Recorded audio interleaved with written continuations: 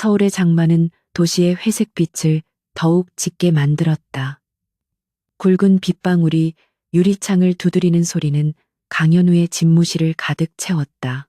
그는 K-인베스트 그룹의 총수였고 29의 젊은 나이에 그 자리에 올랐다. 사람들은 그를 차갑고 이성적인 기계 같다고 평했지만 그는 단 한 번도 그런 평가에 대해 개의치 않았다. 그의 눈은 언제나 복잡한 금융 데이터와 시장의 흐름을 꿰뚫고 있었고 그의 결정은 거대한 파도를 일으키거나 잠재우는 절대적인 힘을 가졌다. 비가 쏟아지는 창밖으로 희미하게 비치는 도시의 야경은 마치 그의 삶처럼 차갑고 무감각했다.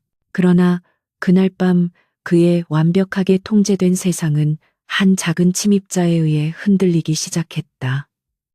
비서실장이 인터폰으로 다급하게 보고했다. 총수님 아래층 로비에 한 아이가 총수님을 뵙겠다고 고집을 부립니다. 경호팀에서 제지하려 해도 꼼짝하지 않네요. 강현우는 미간을 살짝 찌푸렸다. 아이라니 이 시간 이 장소에 어울리지 않는 단어였다. 그는 무의식적으로 검은색 가죽 의자 팔걸이를 엄지손가락으로 쓸었다. 그의 단호한 목소리가 인터폰을 통해 흘러나왔다. 데려와. 로비의 대리석 바닥은 아이의 발자국으로 인해 젖어 있었다. 6살쯤으로 보이는 작은 소녀였다. 흠뻑 젖은 머리카락은 얼굴에 달라붙었고 얇은 옷은 물기를 머금어 축 늘어져 있었다. 그녀의 커다란 눈은 두려움 대신 결연한 의지로 반짝였다. 그녀는 주먹을 불끈 쥐고 강현우의 앞에 섰다. 강현우는 그녀를 위아래로 훑어보았다. 그의 시선은 분석적이었고 아이를 분석하는 것은 생전 처음 해보는 일이었다. 그녀는 이 거대한 빌딩의 위압적인 분위기 속에서도 전혀 위축되지 않았다. 안녕하세요, 총수님. 저는 유아린이라고 합니다. 아이의 목소리는 작았지만 똑똑하고 또렷했다. 제발 저희 엄마를 살려주세요. 이성적 판단이 우선인 강현우의 머릿속에 혼란이 일었다. 이 아이는 도대체 누구인가? 경호팀이 그토록 막으려 했던 이유를 그는 어렴풋이 짐작할 수 있었다. 그 아이의 눈빛은 마치 오랜 시간 동안 견뎌온 고통과 좌절이 응축된 것처럼 깊고 슬펐다. 강현우는 의자에서 몸을 일으켜 아이의 눈높이에 맞춰 무릎을 굽혔다. 아이의 작은 손은 강현우의 커다란 손에 비해 너무나도 연약했다. 네 어머니가 왜 아프니? 강현우의 목소리는 평소보다 부드러웠다. 아이는 얇은 팔을 들어 자신의 허름한 겉옷을 가리켰다. 엄마는 원래는 아프지 않았는데 오래전에 아팠어요. 그 후로 계속 아파요. 머리도 아프고 가끔은 제 이름도 잊어버려요. 아이는 울지 않았다. 오히려 담담하게 이야기를 이어가는 모습이 강현우의 심장을 찔렀다. 이 작은 아이는 자신의 현실을 이미 다 받아들이고 있었다. 엄마는 아주 착한 사람이에요. 항상 저한테 웃어주고 예쁜 꽃을 선물해줬어요. 하지만 요즘은 거의 웃지 않아요.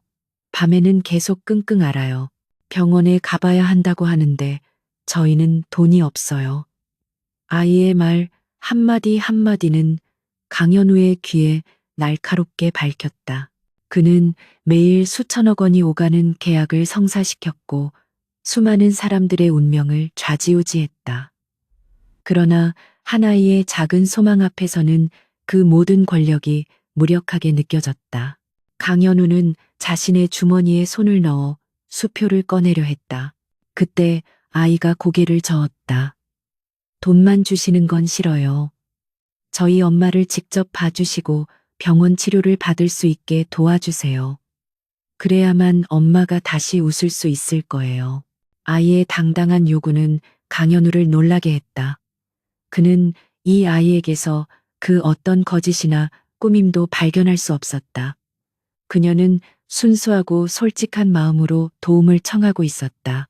강현우는 자신의 얄팍한 생각을 부끄러워하며 수표를 다시 집어넣었다.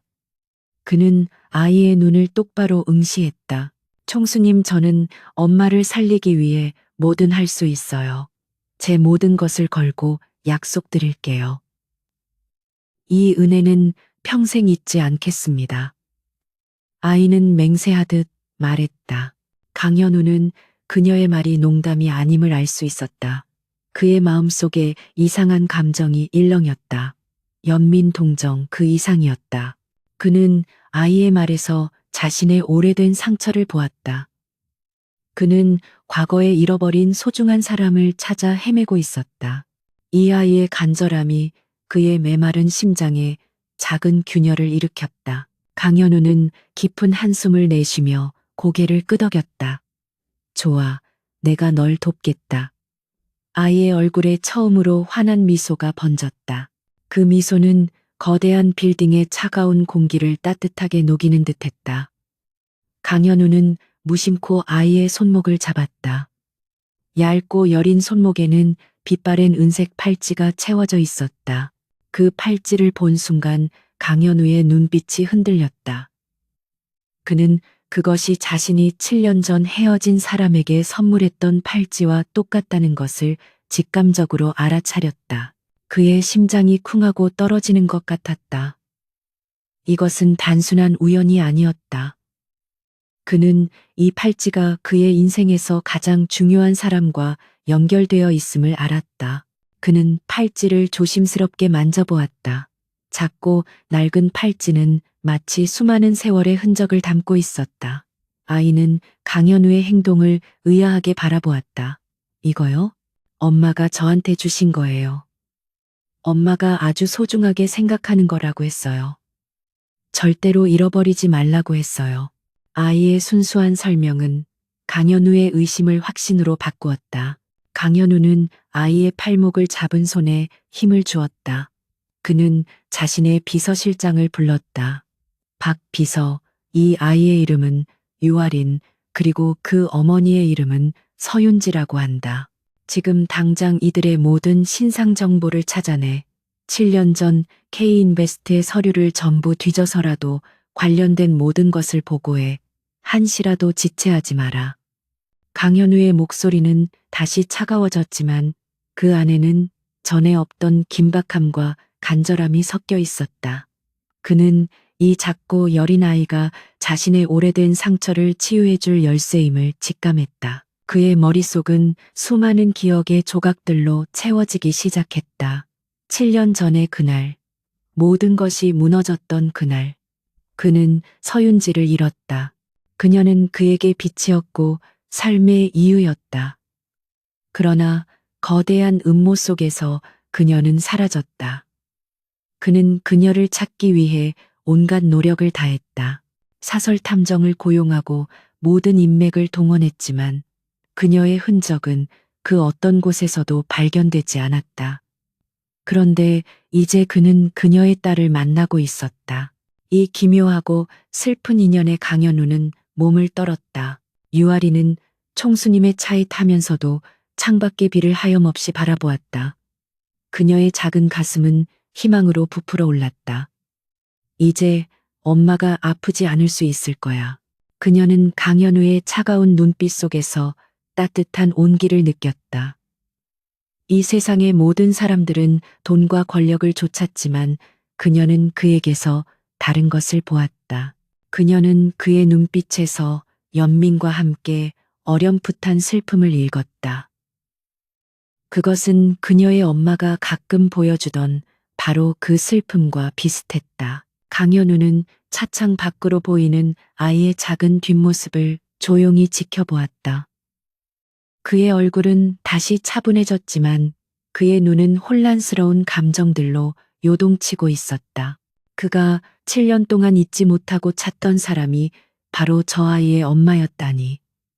운명은 잔인하면서도 기묘한 방식으로 그들을 다시 엮어놓았다. 그는 이제 더 이상 망설일 수 없었다. 그는 자신의 모든 것을 걸고 이 여자를 그리고 이 아이를 보호할 것이다. 그리고 7년 전의 진실을 반드시 파헤칠 것이다. 밤은 깊어졌고 비는 여전히 내리고 있었다. 그의 심장은 복수와 책임감으로 묵직해졌다. 이른 아침 강현우는 K인베스트의 최첨단 데이터 센터에 들어섰다.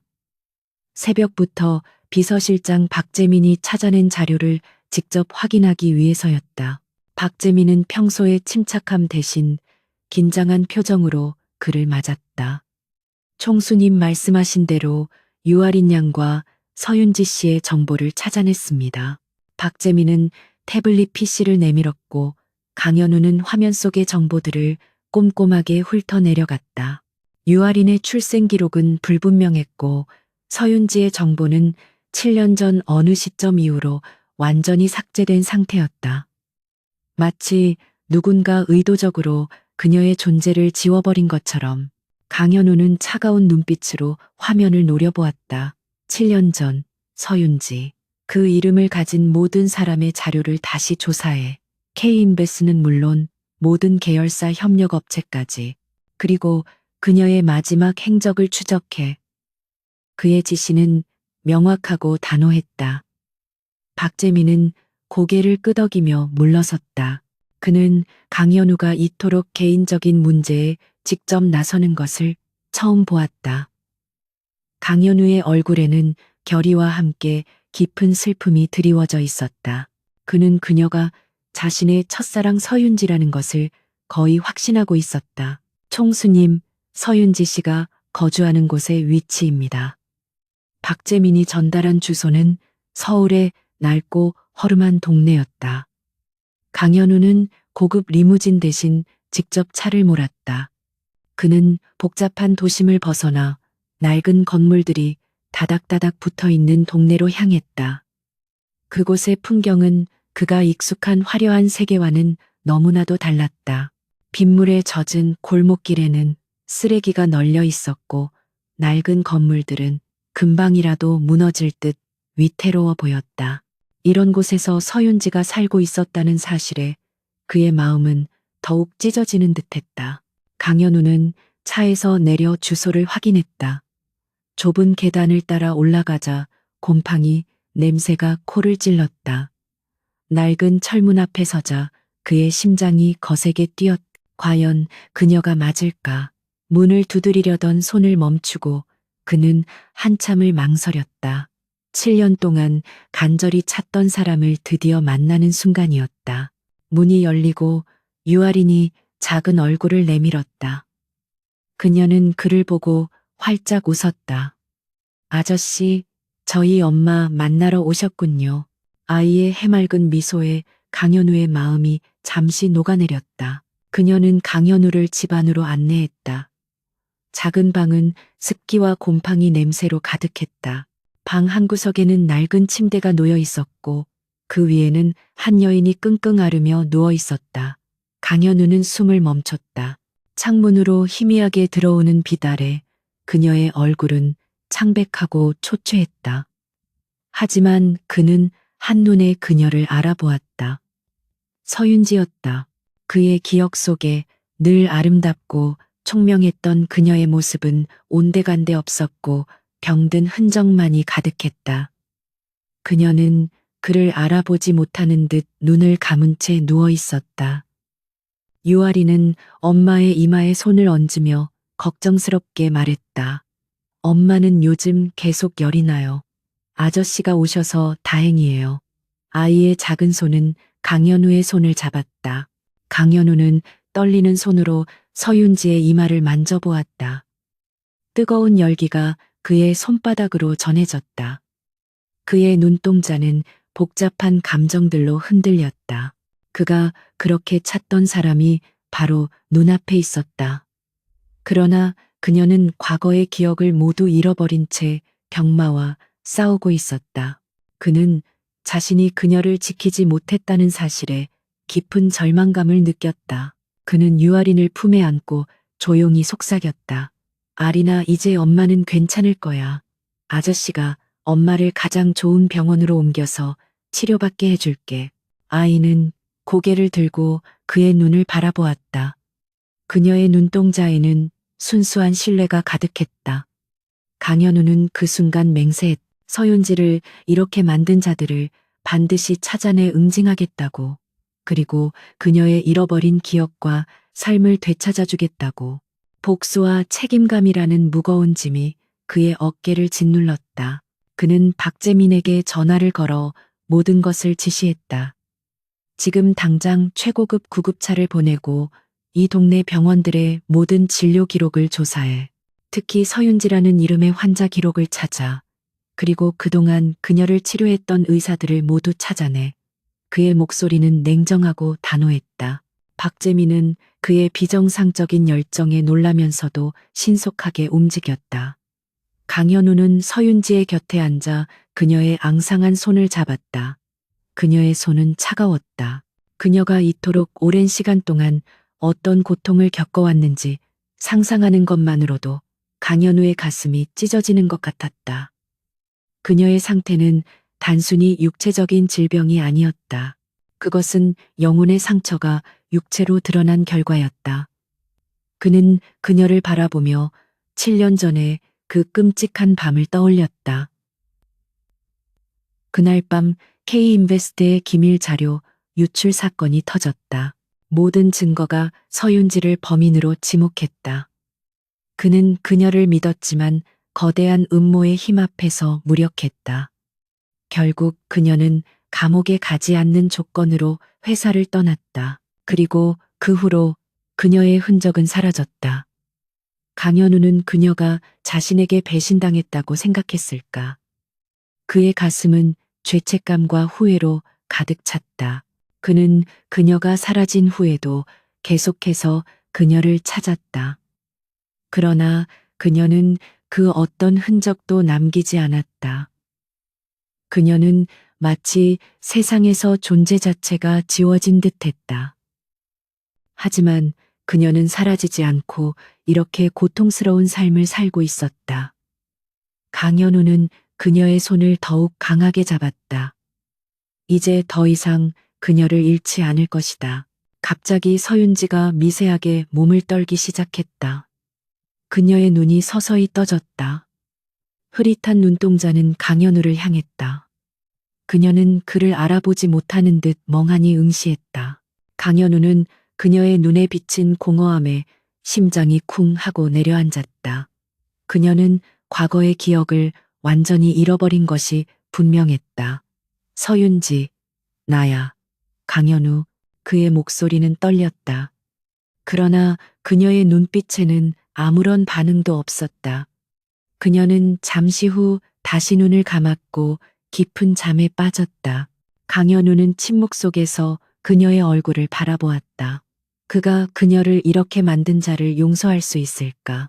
그는 이 사건 뒤에 숨겨진 거대한 그림자를 짐작하고 있었다. 7년 전 K인베스트의 기밀 자료 유출 사건은 단순한 사고가 아니었다. 그것은 누군가의 치밀한 계획 아래 이루어진 음모였다. 그리고 서윤지는 그 희생양이었다. 강현우의 눈빛은 냉정하게 타올랐다. 그는 복수의 칼날을 갈기 시작했다. 그의 머릿속에는 오직 하나의 목표만이 남았다. 그녀의 고통을 끝내고 그녀에게 모든 것을 되돌려주는 것. 유아리는 엄마의 침대 곁에 앉아 엄마의 손을 꼭 잡았다. 그녀는 강현우를 믿었다.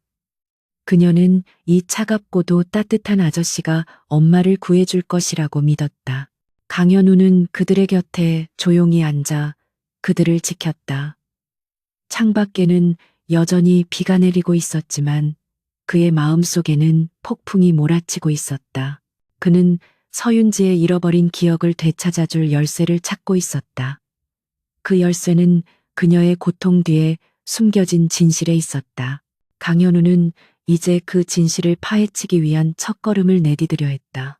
서윤지와 유아린을 자신의 고급 사설 병원으로 옮긴 후 강현우는 즉시 그룹 최고의 의료진을 소집했다. 그가 직접 서윤지의 상태를 보고하며 지시했다. 이분의 상태는 단순한 육체적 질병이 아닙니다.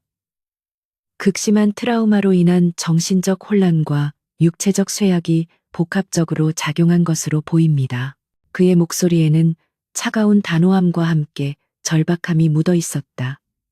의료진은 강현우의 이례적인 관심에 놀라면서도 그의 명확한 지시에 따라 즉각적으로 움직였다. 서윤지는 즉시 각종 검사를 받기 시작했고 유아리는 별도의 병실에서 안정적인 보살핌을 받게 되었다. 강현우는 병원장실에 홀로 앉아 있었다. 병원장이 직접 가져온 서윤지의 초기 진단 결과가 그의 앞에 놓여 있었다. 총수님 환자분은 심각한 영양실조와 함께 외상 후 스트레스 장애 PTSD를 겪고 있는 것으로 보입니다.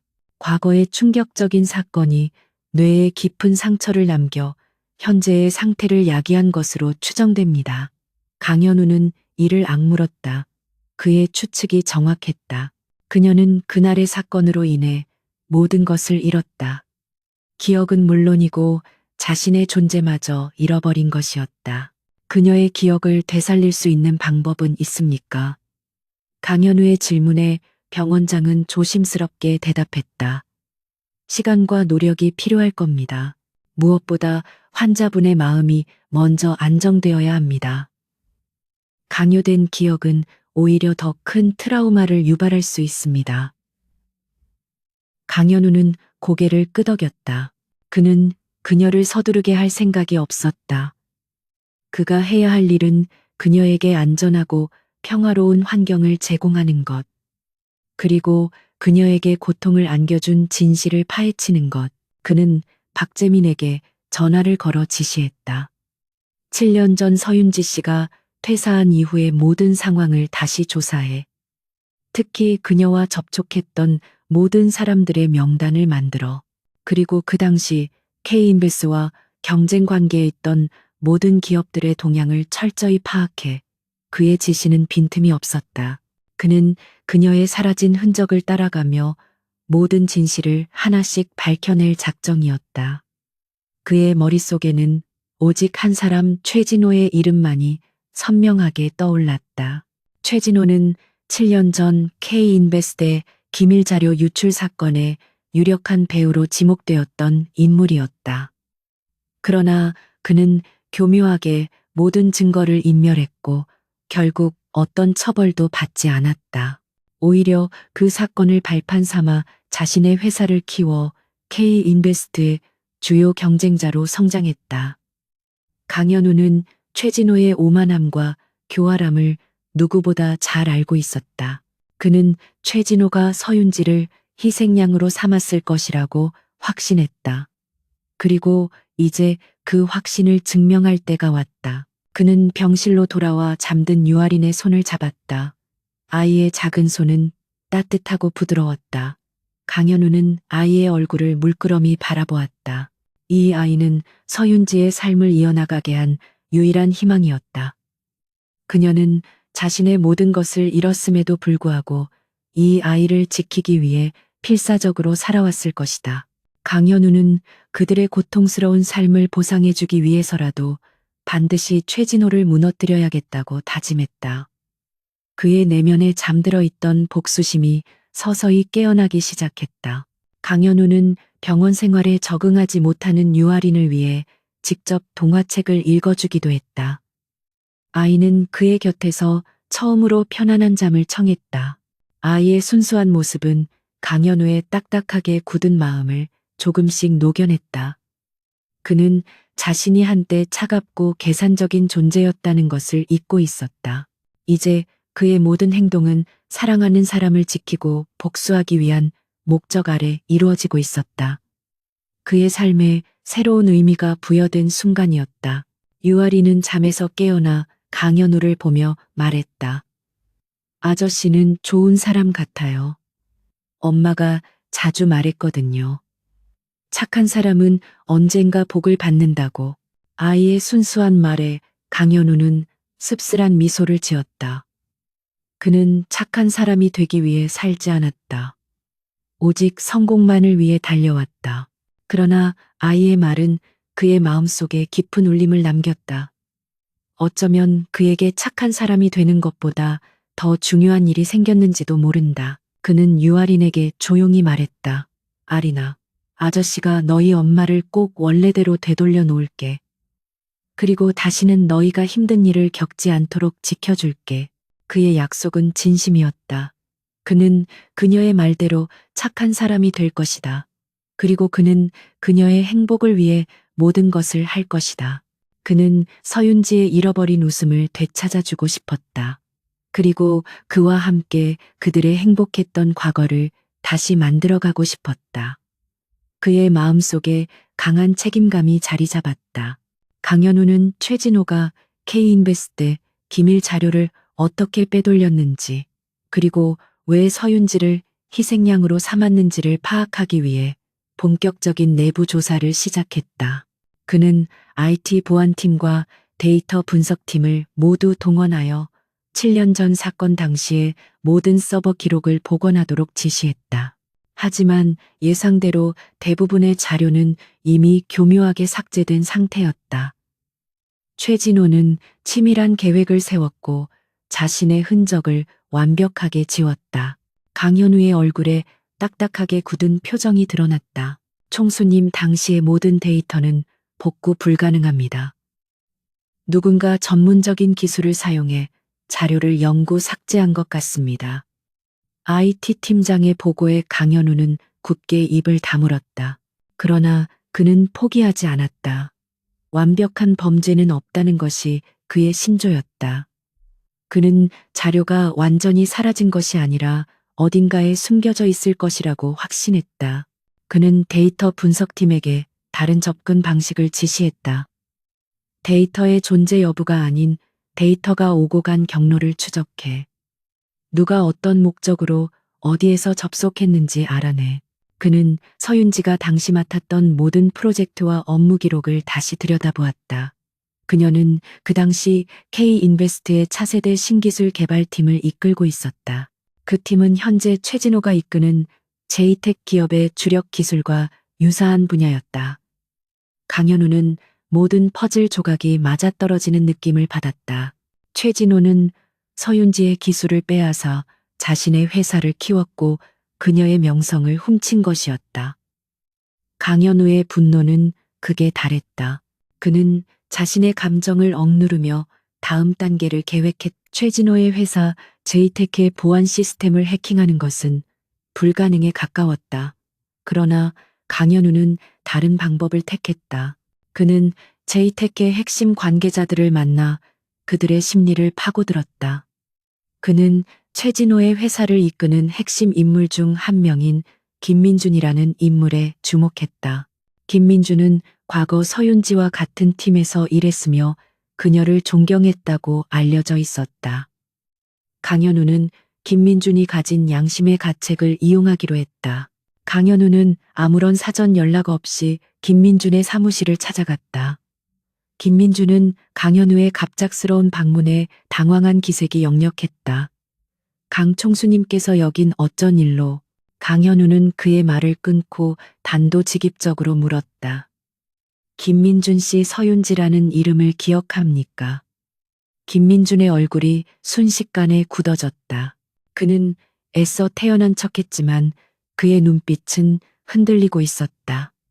강현우는 그의 눈을 똑바로 응시하며 말을 이었다. 나는 서윤지를 찾았습니다. 그리고 그녀가 겪고 있는 고통이 당신과도 관련이 있다는 것을 알고 있습니다. 김민주는 입을 굳게 다물었다. 그는 강현우의 압도적인 카리스마와 날카로운 통찰력에 압도당했다. 강현우는 그에게 모든 진실을 털어놓았다. 서윤지가 현재 겪고 있는 정신적, 육체적 고통, 그리고 최진호의 악행에 대해 김민준의 눈가에 미세한 떨림이 일었다. 그는 서윤지를 배신했던 과거의 기억이 떠올랐기 때문이었다. 그는 최진호의 협박과 회유에 넘어가 서윤지를 속이는 데 일조했다. 그 후로 그는 죄책감에 시달리며 살아왔다. 강현우는 김민준의 양심에 호소했다. 당신은 아직 기회가 있습니다. 최진호의 거짓을 폭로하고 서윤지의 잃어버린 삶을 되찾아주는데 도움을 주십시오. 그것만이 당신이 속죄할 수 있는 유일한 길입니다. 김민주는 망설였다. 최진호는 자신을 위협할 수 있는 무서운 사람이었다. 그러나 서윤지를 향한 죄책감은 그를 괴롭혔다. 결국 그는 고개를 숙였다. 총수님, 제가 모든 것을 말씀드리겠습니다. 최진호가 어떻게 자료를 조작했고 저를 어떻게 협박했는지 모두 알려드리겠습니다. 김민준의 증언은 강현우의 조사를 더욱 가속화시켰다. 그는 최진호의 모든 계획과 악행을 낱낱이 파악할 수 있었다. 강현우는 김민준에게서 얻은 정보를 바탕으로 제이테크의 내부 시스템에 접속할 수 있는 작은 허점을 찾아냈다. 이제 그는 최진호의 제국을 무너뜨릴 수 있는 결정적인 증거를 손에 넣게 되었다. 강현우는 복잡한 마음으로 자신의 차에 올랐다. 그는 복수가 아닌 정의를 위해 싸우고 있었다. 그리고 그 중심에는 서윤지와 그녀의 딸 유아린이 있었다. 최진호는 강현우가 서윤지의 사건을 파헤치고 있다는 소문을 듣고 불쾌한 심기를 감추지 못했다. 그는 자신의 정보망을 통해 강현우가 서윤지와 유아린을 보호하고 있다는 사실을 확인했다. 강현우, 그 자식이 드디어 미쳤군. 감히 내 영역을 침범해. 최진호는 코웃음을 쳤다. 그는 강현우의 의도를 사업적인 방해로만 간주했다. 그는 강현우의 깊은 감정적인 동기를 전혀 이해하지 못했다. 최진호는 강현우의 발목을 잡기 위해 대대적인 반격에 나섰다. 제이텍트는 K인베스트의 주식 시장을 교란시키기 시작했다. 익명의 정보원을 통해 K인베스트의 허위 소문을 퍼뜨리고 공매도를 감행했다. K인베스트의 주가는 순식간에 요동쳤고 시장은 혼란에 빠졌다. 최진호는 기자들에게 은밀히 연락하여 강현우의 행동이 그룹의 이익을 해치고 있다고 비난했다. 강현우 총수는 사적인 감정 때문에 회사를 위험에 빠뜨리고 있습니다. 그는 이제 통제 불능입니다. 최진호의 교활한 공격에 K인베스는 큰 위기에 봉착했다. 강현우는 최진호의 도발에 흔들리지 않았다. 그는 오히려 이 기회를 이용하기로 결심했다. 그는 최진호의 공격에 대해 즉각적인 반박을 내놓는 대신 조용히 기자회견을 준비했다. 최진호는 내가 서윤지 씨를 개인적인 감정으로 돕는다고 생각하겠지. 하지만 나는 이 기회를 이용해 그를 정면으로 공격할 것이다. 강현우는 자신의 모든 것을 걸고 이 싸움을 끝내기로 결정했다. 그것은 단순한 비즈니스 전쟁이 아니라 정의를 위한 싸움이었다. 기자회견 당일 강현우는 단호한 표정으로 연단에 섰다. 수많은 카메라 플래시가 터지고 기자들의 질문이 쏟아졌다. 강현우는 차분하게 연설을 시작했다. 최근 K인베스를 둘러싼 여러 루머에 대해 말씀드리고자 이 자리에 섰습니다. 그는 먼저 루머가 사실이 아님을 논리적으로 반박했다.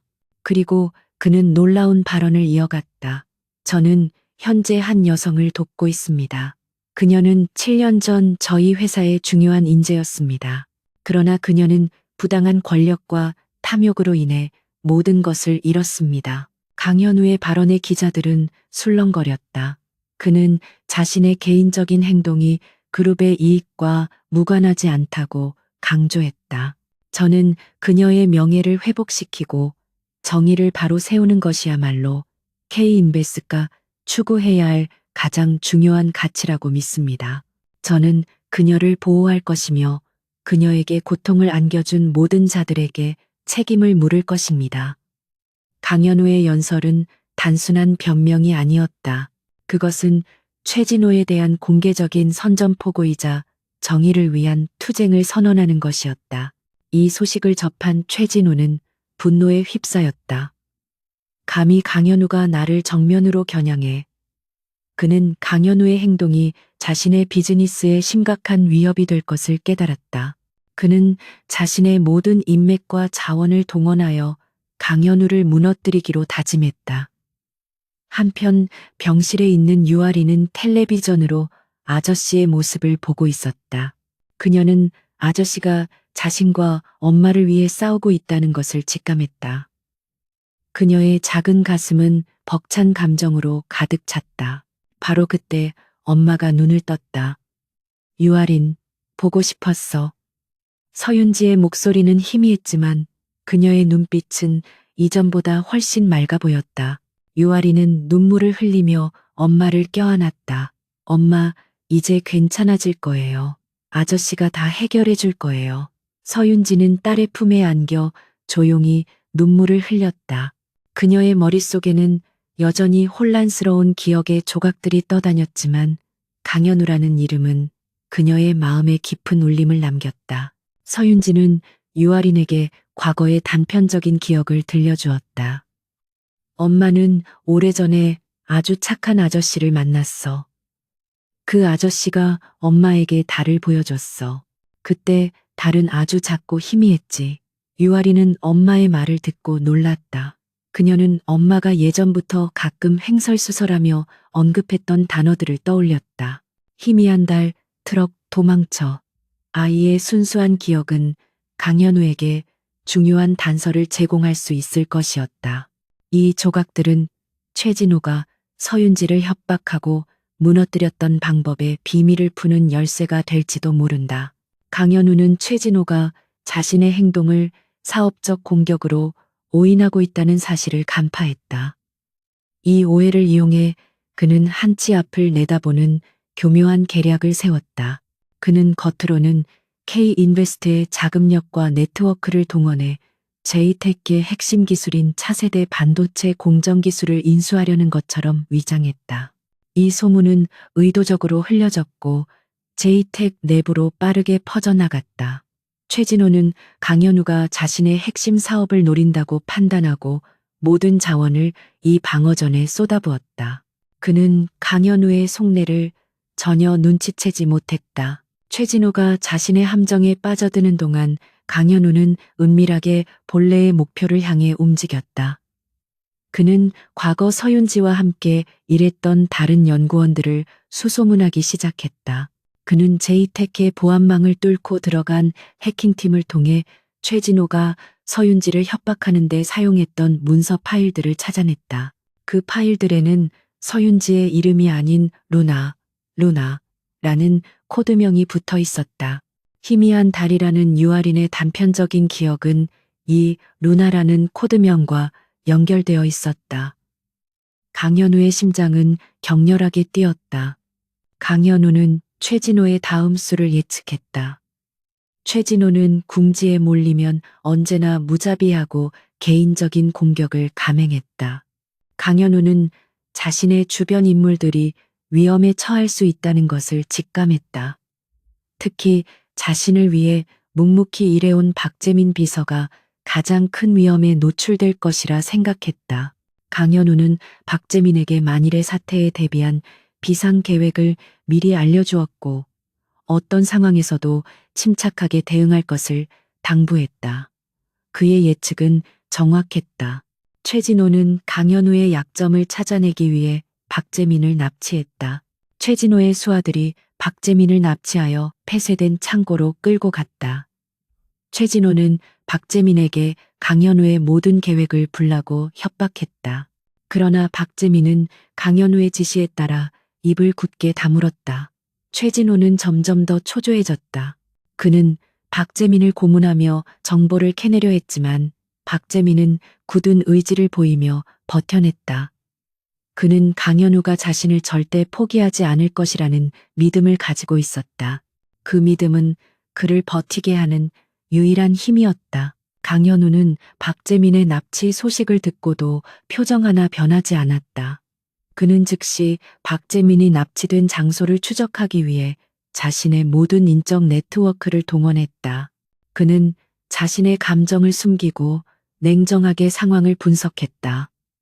박재민이 납치된 것은 그에게 큰 위협이었지만 동시에 최진호가 자멸할 수 있는 기회이기도 했다. 강현우는 구출 작전을 계획하는 동시에 최진호를 유인하기 위한 마지막 미끼를 던졌다. 그는 모든 것을 걸고 최진호와의 정면 승부를 준비했다. 강현우는 최진호에게 직접 전화를 걸었다. 최 회장님, 박 비서를 풀어주십시오. 당신이 원하는 것은 내가 가진 모든 것 아닙니까? 나는 이제 그 모든 것을 포기할 용의가 있습니다. 강현우의 목소리는 절박했지만 그 속에는 은밀한 의도가 숨겨져 있었다. 그는 최진호가 승리에 도취되어 방심하기를 바랐다. 최진호는 강현우의 제안을 듣고 회심의 미소를 지었다. 역시 강총수는 감정적인 약점을 가지고 있었군. 거래를 합시다. 그러나 박재민은 강현우의 함정에 대해 이미 알고 있었다. 그는 납치된 순간부터 강현우가 지시한 비상계획을 실행하고 있었다. 그는 자신의 손목에 숨겨져 있던 작은 GPS 장치를 작동시켰다. 이 GPS 신호는 강현우의 중앙통제실로 즉시 전송되었고, 강현우는 박재민의 위치를 정확히 파악할 수 있었다. 강현우는 박재민에게 몰래 알려주었던 구출 계획을 실행하기 시작했다. 그는 최진호와의 대화를 계속 이어가며 시간을 끌었다. 이 모든 것이 강현우의 치밀한 전략이었다. 강현우의 지시에 따라 K인베스트의 특수 경호팀이 신속하게 움직였다. 그들은 최진호의 수하들이 예상치 못한 방향에서 창고를 습격했다.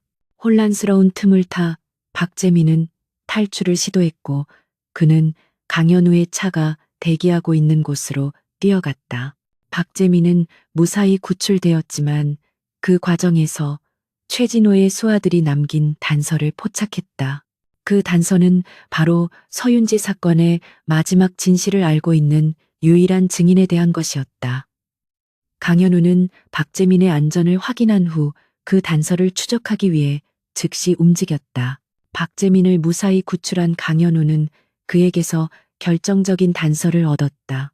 납치범들이 무전기로 주고받던 암호명 중 트레일테일이라는 단어가 바로 그것이었다. 이 단어는 7년 전 서윤지의 연구와 관련된 프로젝트의 코드명이었고 서윤지가 최진호에게 쫓기며 마지막으로 접촉했던 인물이 이 프로젝트의 유일한 생존자였다. 강현우는 즉시 그 인물의 행방을 쫓기 시작했다. 그의 머릿속에는 오직 하나의 목표만이 있었다. 그 인물을 찾아 최진호의 악행을 증명할 결정적인 증거를 확보하는 것. 강현우는 수많은 데이터와 정보를 분석하여 마침내 그 인물이 오랫동안 한적한 시골 마을에 숨어 살고 있다는 사실을 알아냈다. 그는 직접 그 마을로 향했다. 한적한 시골 마을의 오래된 목조 주택 앞에서 강현우는 초인종을 눌렀다. 문이 열리고 깡마른 중년의 남자가 그를 맞았다. 그의 눈에는 깊은 불안감과 회의적인 시선이 가득했다. 당신은 누구십니까? 강현우는 자신의 신분을 밝히고 조심스럽게 말을 꺼냈다. 저는 강현우입니다. 서윤지 씨를 아십니까? 남자의 얼굴은 순식간에 굳어졌고 그는 문을 닫으려 했다. 강현우는 재빨리 문을 잡고 그를 설득했다. 두려워하지 마십시오. 저는 서윤지 씨의 친구입니다. 그녀를 이렇게 만든 자들에게 정의의 심판을 내리고 싶을 뿐입니다. 강현우의 진심 어린 말에 남자는 망설였다. 그는 강현우의 눈에서 최진호와는 다른 종류의 진실성을 보았다. 남자는 마침내 그를 집 안으로 들였다. 그의 이름은 이준호, 서윤지의 직속 부하였다. 이준호는 7년 전 그날의 진실을 낱낱이 털어놓았다. 최진호는 서윤지 선배의 연구 자료를 빼돌리기 위해 저를 협박했습니다. 선배는 그 사실을 알고 저를 보호하려고 했죠. 하지만 최진호의 수하들이 선배를 쫓았고 선배는 그들을 피해 도망가다 트럭에 치이는 사고를 당했습니다. 이준호의 말에 강현우는 분노를 억누르지 못했다. 최진호의 악행은 그가 상상했던 것 이상이었다. 이준호는 말을 이어갔다. 그 사고 이후 선배는 기억을 잃었습니다. 제가 그녀를 병원에 데려갔지만 최진호가 나타나 모든 기록을 조작하고 선배를 정신병원에 가두려 했죠. 그때 선배는 저에게 무언가를 남겼습니다. 이준호는 조심스럽게 작은 목각 인형을 꺼냈다. 선배가 직접 만든 인형입니다. 이 인형 속에는 최진호가 서윤지 선배의 연구 자료를 훔치는데 사용한 서버 주소와 암호가 담긴 마이크로칩이 숨겨져 있습니다. 이준호는 서윤지가 사고 직전에 그에게 건넨 이 인형을 7년 동안 숨겨왔다. 그는 최진호의 추적을 피해 이 마을로 도망쳤고 모든 것을 잊은 채 살아왔다. 그는 복수 대신 숨는 것을 택했다. 강현우는 이준호의 말을 듣고 모든 퍼즐 조각이 맞춰지는 것을 느꼈다. 유아린이 언급했던 희미한 달이라는 단어는 서윤지가 남긴 마지막 메시지였다. 달이 기울어질 때 만나자. 이 문장은 루나, 르네이라는 코드명과 관련이 있었다. 그것은 서윤지가 자신에게 가장 중요한 단서를 숨겨놓은 장소의 이름이었다. 강현우는 목각 인형 속에 숨겨진 마이크로칩을 꺼냈다. 그는 이 작은 칩이 최진호의 거대한 제국을 무너뜨릴 수 있는 결정적인 증거임을 직감했다. 이준호는 강현우에게 자신과 서윤지가 겪었던 고통에 대해 이야기했다. 그들은 자신들이 만들어낸 기술이 악인의 손에 들어가 사람들을 해치는 것을 막기 위해 모든 것을 걸었다. 그러나 그들은 권력과 탐욕에 굴복했고 결국 모든 것을 잃었다. 이준호는 서윤지의 잃어버린 기억을 되찾아주고 싶었지만 그는 최진호가 두려웠다. 강현우는 이준호의 어깨를 두드렸다. 이제 더 이상 두려워하지 않아도 됩니다. 당신은 당신이 해야 할 일을 했습니다. 이제 나머지는 제가 처리하겠습니다. 이준호의 눈에 희미한 희망의 빛이 스며들었다. 강현우는 마이크로칩을 들고 서둘러 서울로 돌아왔다. 그는 K인베스트의 모든 데이터 분석팀을 동원하여 칩에 담긴 데이터를 해독했다. 그 데이터는 최진호가 서윤지의 연구 자료를 훔치고 그녀를 모함하기 위해 조작한 모든 증거들이었다. 강현우는 이 데이터들을 법적 증거로 제출하기 위해 철저하게 준비했다. 이제 그는 더 이상 최진호의 함정에 빠질 필요가 없었다. 그는 최진호를 법의 심판대에 세울 수 있는 가장 강력한 무기를 얻었다. 최진호의 제국을 무너뜨릴 모든 증거가 확보되자 강현우는 즉시 소송을 제기했다. 단순한 비즈니스 분쟁이 아닌 개인의 명예와 삶을 파괴한 범죄에 대한 법적 투쟁이었다. 서울중앙지방법원의 한 법정은 최진호와 강현우라는 두 거물 총수들의 대결을 보도하기 위해 몰려든 기자들과 사람들로 가득 찼다. 최진호는 여전히 자신의 권력과 재력으로 모든 것을 막을 수 있다고 오만하게 생각했다. 그는 최고의 변호인단을 고용했고 모든 혐의를 부인하며 자신은 무고한 사업가라고 주장했다. 최진호는 강현우를 향해 조롱하듯 말했다. 강 총수님, 개인적인 감정으로 괜한 짓을 하는군요. 당신의 사랑 타령은 이 법정에서 통하지 않습니다. 그의 비웃음에 강현우는 미동도 하지 않았다. 그의 눈은 차갑게 빛났고 오직 진실만을 향해 있었다. 강현우의 변호인단은 준비된 증거들을 하나씩 제시하기 시작했다.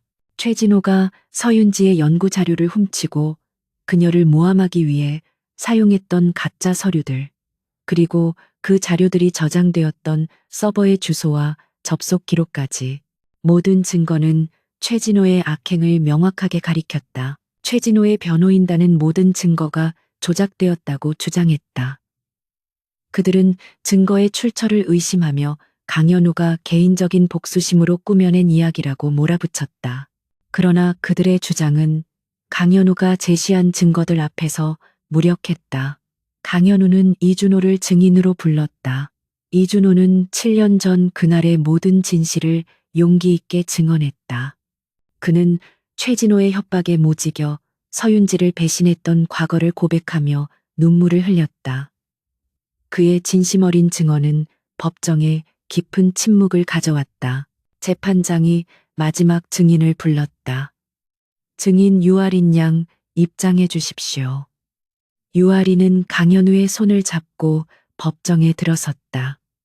그녀의 작은 모습에 법정은 술렁거렸다. 최진호는 비웃었다. 겨우 저런 어린애를 데리고 와서 뭘 하려는 거지. 그러나 유아리는 전혀 주눅들지 않았다. 그녀는 최진호의 얼굴을 똑바로 바라보았다. 아저씨가 우리 엄마를 아프게 했죠. 그녀의 목소리는 작았지만 법정 전체에 울려 퍼졌다. 최진호의 얼굴에서 비웃음이 사라졌다. 엄마는 아저씨가 나타나기 전까지 매일 아팠어요. 밤마다 트럭이 나타나는 꿈을 꾸고 몸을 떨었어요. 하지만 아저씨가 나타난 후 엄마는 조금씩 웃기 시작했어요. 유아리는 순수한 눈으로 최진호를 바라보며 말을 이어갔다. 아저씨는 나쁜 사람이에요. 착한 사람을 아프게 하면 안 되는 거예요. 아이의 순수한 비난은 어떤 날카로운 증거보다도 강력했다. 최진호는 땀을 흘리기 시작했다. 그의 오만함은 아이의 순수함 앞에서 산산조각 났다. 강현우는 최진호에게 마지막 질문을 던졌다. 최 회장님, 당신이 서윤지 씨를 그렇게까지 해야 했던 이유가 무엇입니까? 단지 사업적인 이득 때문이었습니까? 최진호는 대답하지 못했다. 그의 눈빛에는 분노와 함께 알 수 없는 절망감이 서려 있었다. 그는 자신의 탐욕 때문에 한 사람의 인생을 송두리째 파괴했다. 그리고 이제 그 대가를 치러야 할 때가 왔다. 재판장은 판결을 내렸다. 최진호에게 유죄를 선고하고 엄중한 처벌을 내릴 것이라고. 최진호는 유죄 선고에 분노하며 소리 질렀다. 이건 불공평해. 강현우 당신이 날 함정에 빠뜨렸어. 그러나 그의 외침은 이미 힘을 잃은 패배자의 마지막 발악에 불과했다. 강현우는 조용히 법정을 빠져나왔다. 그는 승리했다. 복수심 때문이 아니었다. 정의를 위한 싸움에서 이겼기 때문이었다. 그의 마음은 홀가분해졌지만 동시에 서윤지의 고통을 생각하며 무거워졌다. 이제 그녀의 잃어버린 기억을 되찾아주는 일이 남았다. 최진호에게 유죄 판결이 내려졌다는 소식이 병실로 전해지자 서윤지는 미약하게나마 떨리기 시작했다. 그녀는 멍한 눈빛으로 텔레비전을 바라보았다. 강현우의 얼굴이 화면에 잡혔고 그녀의 가슴은 알 수 없는 감정으로 쿵쾅거렸다. 유아리는 엄마의 옆에 앉아 엄마의 손을 꼭 잡았다. 엄마, 아저씨가 나쁜 아저씨를 이겼어요. 이제 엄마는 괜찮을 거예요.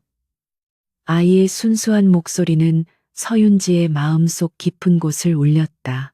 의료진은 서윤지의 긍정적인 반응에 놀랐다. 환자분에게 강한 자극이 긍정적으로 작용한 것 같습니다. 과거의 기억을 되찾을 수 있는 중요한 순간일 수 있습니다. 병원장은 강현우에게 이 사실을 알렸다. 강현우는 즉시 병원으로 달려왔다. 그의 눈에 비친 것은 혼란스러워하면서도 미약하게나마 생기를 되찾고 있는 서윤지의 모습이었다. 그는 그녀의 곁에 앉아 그녀의 앙상한 손을 잡았다. 그의 손길은 따뜻했고 그녀의 마음을 안정시켰다. 윤지야, 나야, 강현우. 그의 목소리는 부드러웠지만 단호했다. 이제 모든 것이 끝났어. 너를 아프게 했던 모든 것들이 사라졌어. 이제는 편안해져도 돼.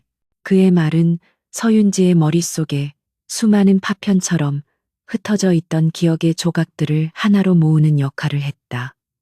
그녀의 눈가에는 눈물이 고였다. 그녀는 강현우의 얼굴을 쓰다듬었다.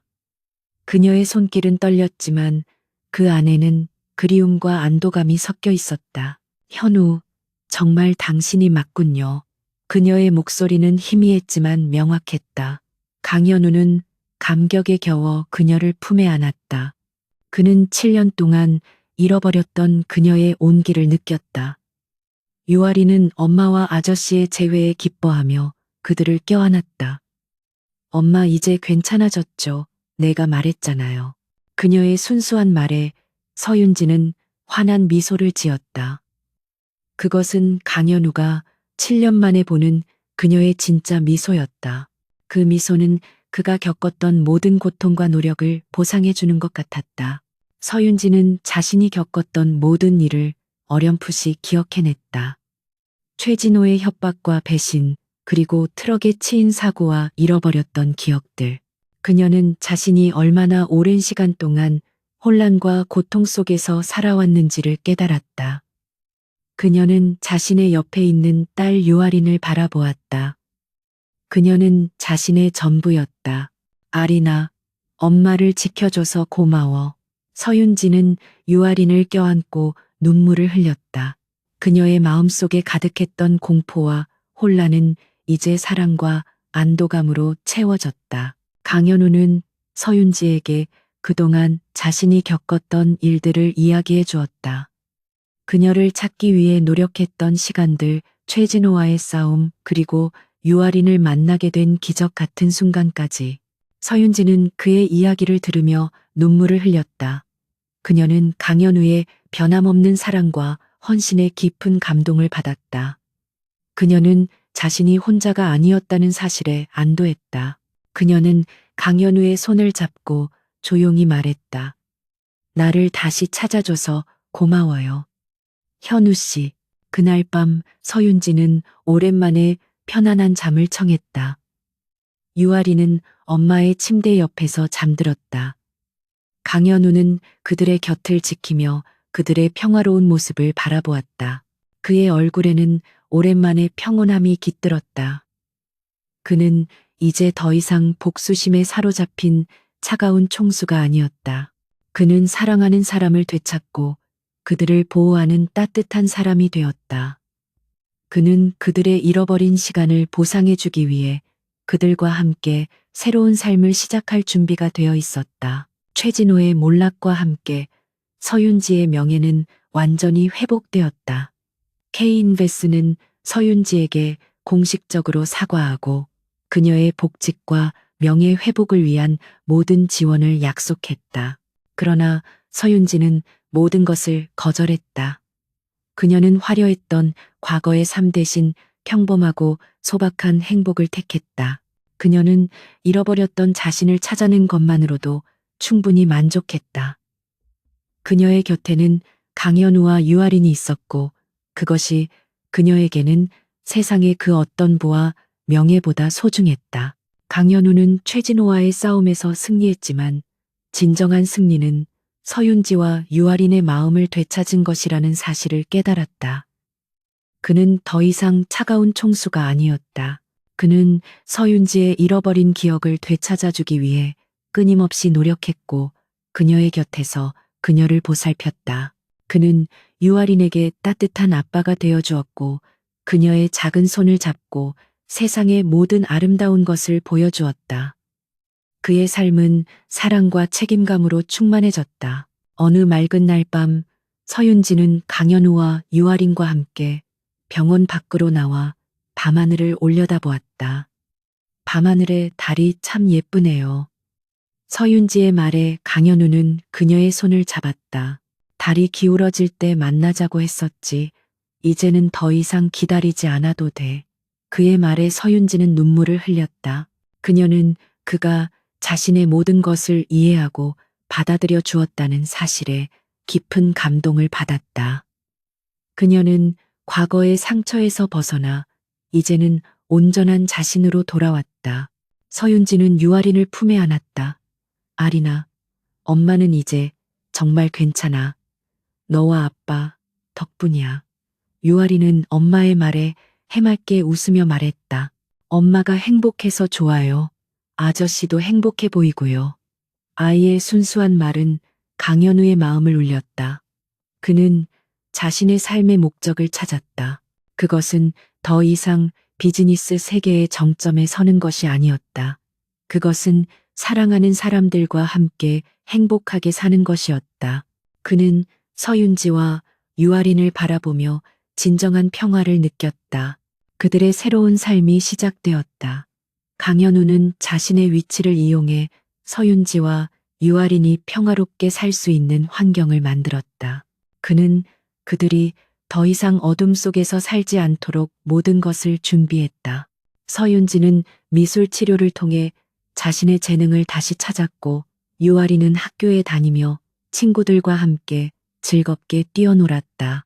강현우는 매일 저녁 그들을 찾아와 따뜻한 식사를 함께 했고 그들의 삶은 사랑과 웃음으로 가득 찼다. 마지막으로 강현우는 유아린이 그에게 가져다 주었던 낡은 은색 팔찌를 서윤지에게 돌려주었다. 이건 너의 삶을 다시 내게 가져다 준 가장 소중한 물건이야. 강현우의 말에 서윤지는 미소를 지었다. 그녀는 그 팔찌를 유아린에게 주었다. 이제 이 팔찌는 우리 가족의 희망이야. 잃어버리지 않고 계속 간직해줘. 유아린은 팔찌를 받아들고 엄마와 아저씨의 손을 잡았다. 그들의 작은 손은 서로를 향한 사랑과 믿음으로 굳게 묶여 있었다. 시간이 흘러 달이 다시 차올랐다. 그들의 삶은 더 이상 기울지 않았다. 그들은 함께 밤하늘의 만월을 바라보았다. 강현우는 서윤지의 머리카락을 부드럽게 쓰다듬었다. 우리에게는 이제 영원히 기울지 않는 달이 있을 거야. 그의 말에 서윤지는 고개를 끄덕였다. 그녀의 눈가에는 행복의 눈물이 맺혔다. 그들의 이야기는 이제 새로운 시작을 알리는 종소리와 같았다. 어둠이 물러가고 밝은 빛이 그들의 삶을 비추고 있었다.